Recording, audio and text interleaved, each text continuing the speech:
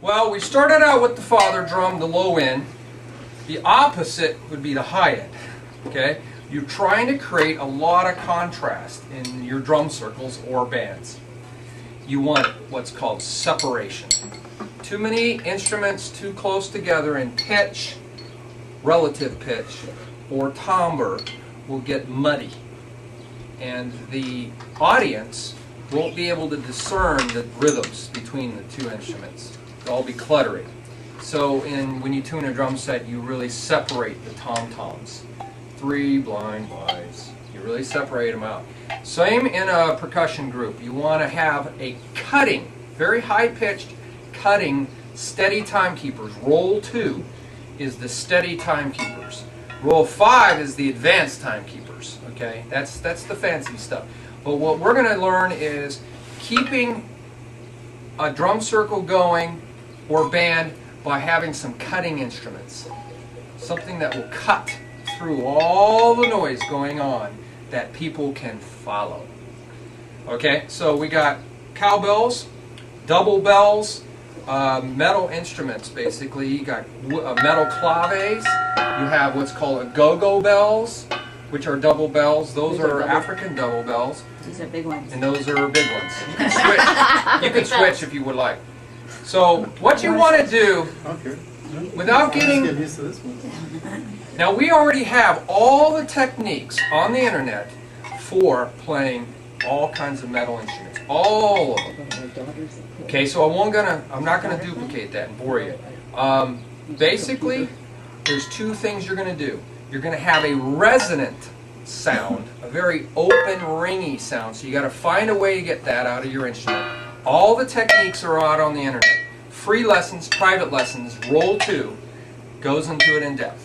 So if you really want to explore that instrument, it's there. But what you're trying to do is create a muted sound, which is usually by some kind of fingers or body that is muting it, or the stick. You're holding the stick down on the instrument, pressing. That's called dead sticking. Or a combination of all 3. My fingers are muting it, and I'm holding it down. And let me just say this. Generally speaking, if you want to play a muted sound, it should be on a higher pitch part of your instrument. Now you have double bells, so you're going to play it on the high drum. If you have a bell, you're going to play it on the neck or the center. The open resonant sounds, my fingers are off, are on the mouth or the lower bell. Does that make sense? And that rings. So let's just get this motion. Again, usually there's a forward motion, so lean forward. When you play the low sound that rings. Lean, then put your fingers on it or against your body. Somehow you do that, like this. That's exactly. Sometimes when you have an instrument up against your body, it's called a frame. You know, it's like a frame, you're holding a frame. There's a lot of instruments you can hold up against your body. You basically use your hand like this.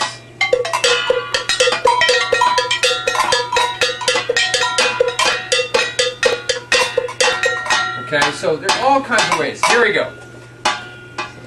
Mike, 1 second. The low one is the big one. The big one, and the high one is the little one. Yeah.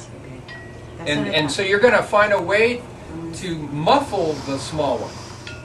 And I usually just keep a finger on it, somehow keep a finger on it, or I put it up against my body, or against my leg. And this goes together, is that alright or no? That's a really unique way of playing it. You can put the 2 together to mute it. Right, that's what I thought. Yeah, hold it. It's very unique. Here we go, a go-go bells. So let's get the forward motion. You're always trying to convey motion in your music.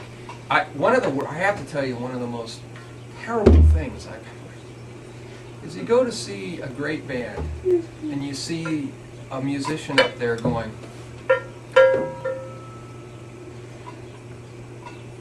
watching TV over there. I don't know what he's thinking about, but he looks bored. And it's like, you feel like walking out. I mean, like, I'm not paying for this. I mean, that is, so you're always trying to convey a motion, because motion brings out emotion. Okay? It brings out emotion in you, brings it out in them. Here we go. Open, muffle.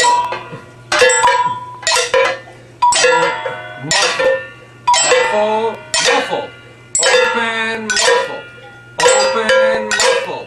Open, muffle. Open, muffle. Open. Play on a high part of your, right. Play on the high part. Forward, back. 1, 2, 3, 4. 1, 2, 3, 4. 1, 2, 3, 4. Now what you can do, like with the low drum, you can start subdividing the beat.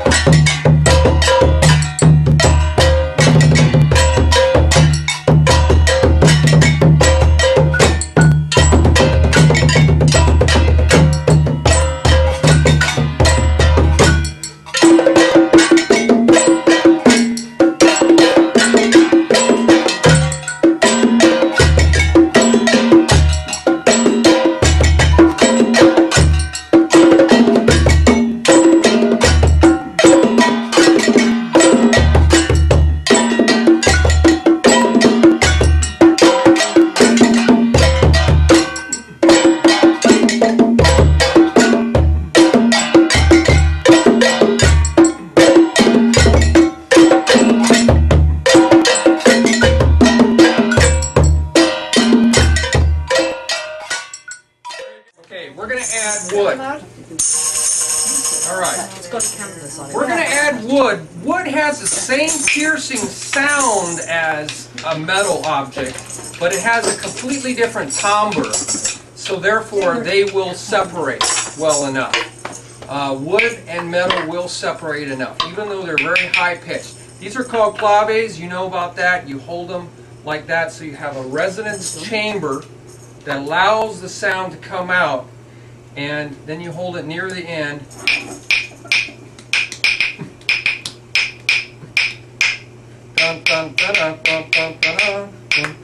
Okay, so it's very high pitched. We've been using a wood block or jam block because it's easier to hold, it's indestructible, and it's way loud. Yeah. So don't be like right on somebody's ear when you do that. But for walking around in the audience, just don't do it in somebody's ear. Or, you know, out in front of the band. They can really hear that going. So we'll get somebody to do that. And again, you're using the same principles. Something forward. Now this is high pitched. So you probably aren't doing anything really fancy on the forward motion, right? Because that's usually the bottom end. You're going to do fancier stuff on the back end. Because you don't have a low sound like a cowbell, it's all high. Does that make sense? The cowbell has that boom, that lower sound, boom, so you can do stuff out there. So you don't have that. So I would just go like maybe one. Keep it simple this way, and then do more stuff back here.